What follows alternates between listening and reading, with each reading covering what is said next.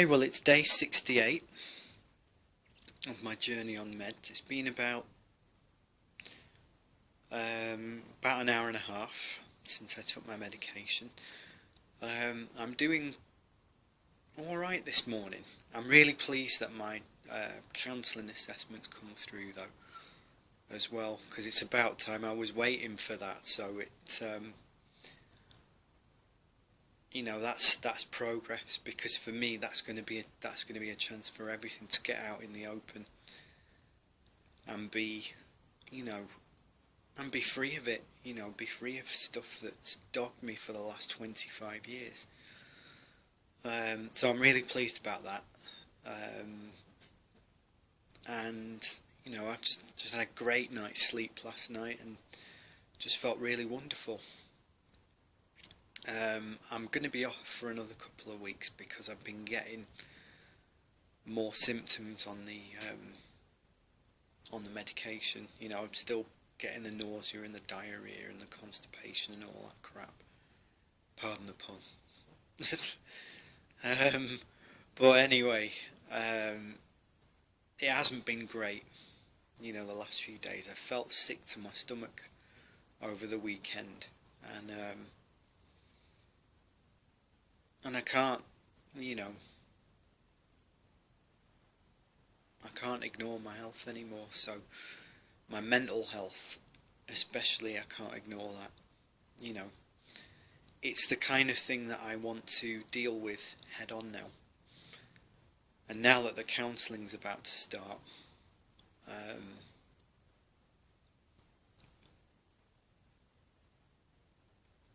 that's going to be a major step forward for me, which is great.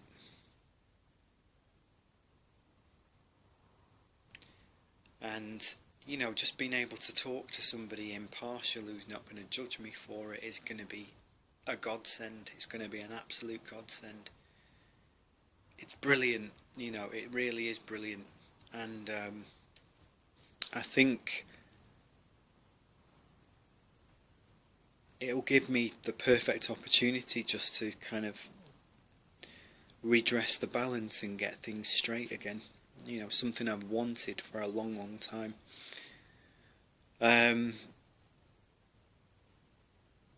just realised actually I've got no cats with me. I've not, and I know sort of early on in these vlogs, sort of a good, month or maybe 2 months ago, they were always here, weren't they? But they're not now for some reason. They seem to have buggered off when it comes time to do my vlog.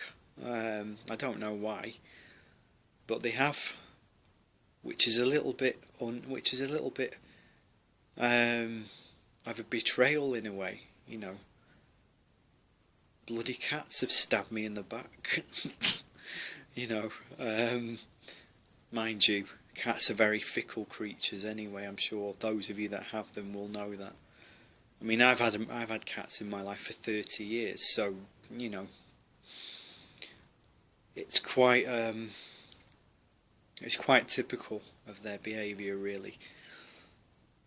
But yeah, I think Sid's got a new girlfriend, because he seems to want to spend all this time with her. She actually calls for him as well, which is a bit like, being at school. Like when you'd call for someone, like sort of in the morning to go to school. It's like that now. So it's literally like she'll meow at the back door and wait for Sid to come, and then when we let him out, it's like they run off together. For all I know, they could have had a secret marriage or something.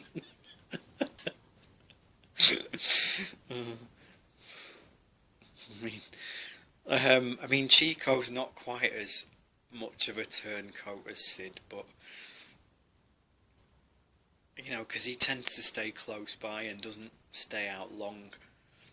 But on a serious note, I've got to be careful around this area because a lot of cats get into fights around here. You can hear them quite often, like them the middle of the night, sort of like 2, 3 o'clock in the morning.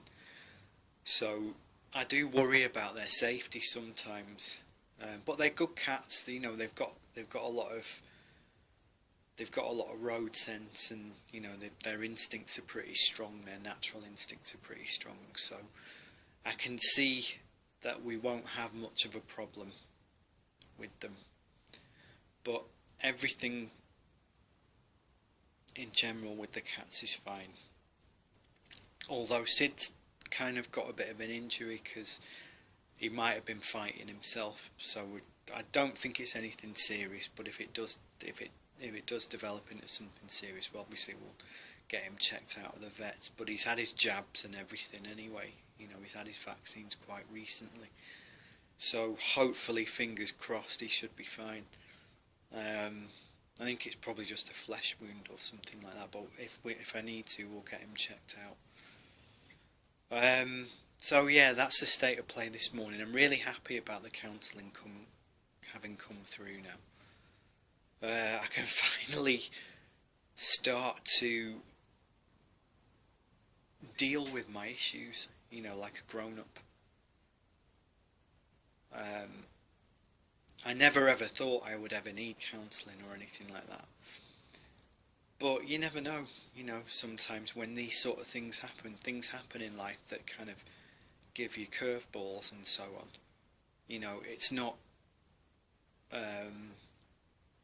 It's not always easy to handle life sometimes. And there are very matter-of-fact people in this world who see fit to judge other people for whatever they're going through. Oh, why can't they just man up and get over it? Why can't they just think positive? Why don't you just do this and why don't you just do that? To me, when people do that, right, they're literally just projecting their own insecurities onto other people.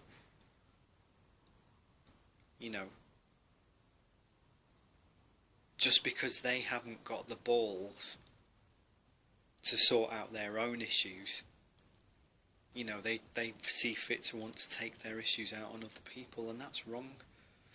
So people can think that you're weak, or that you're a wimp or a loon or whatever, as I've said before, they can think that. But very few of those people that would be so quick to take the piss, very few of them would actually stand up and say, yeah, I've got a problem and I need to sort it out. That's why they have anger and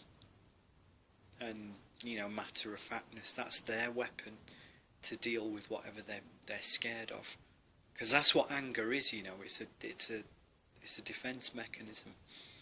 And yeah, I must admit, I've got a lot of anger in me still about a lot of things that have happened. And the thing is, I have to be honest about this. It has dogged me for a long time. And the fact that I'm now going to be able to sort it out is great. Because I don't know really what else I could have done. Because I went to see my GP yesterday. And I filled him in on, the steps that I've taken for myself. And I've said, I've told him exactly what I've been doing. He knows about me going to group therapy and stuff, and I've said I'm still going to that every week religiously on a Wednesday afternoon. And now that the counselling started,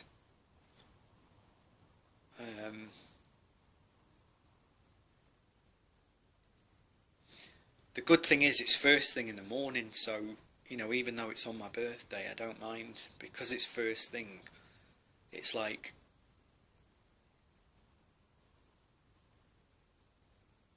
it's like, well, okay, I can go to this session and then it's done, and then I can enjoy the rest of my day. So there's nothing to worry about there, is there really? No. But yeah, I'm glad things are moving in the right direction now, because I just need to sort myself out properly, and that's it. And I'm up to the 10-minute mark already. Almost at the 10-minute mark for this vlog, and I don't know how I've managed to get to that point, because I've not, you know, it doesn't even feel like I've been on for 10 minutes. But anyway, I'm going to get going. I need some breakfast anyway, I'm really hungry. So I will get that sorted and I will speak to you later. Okay, bye.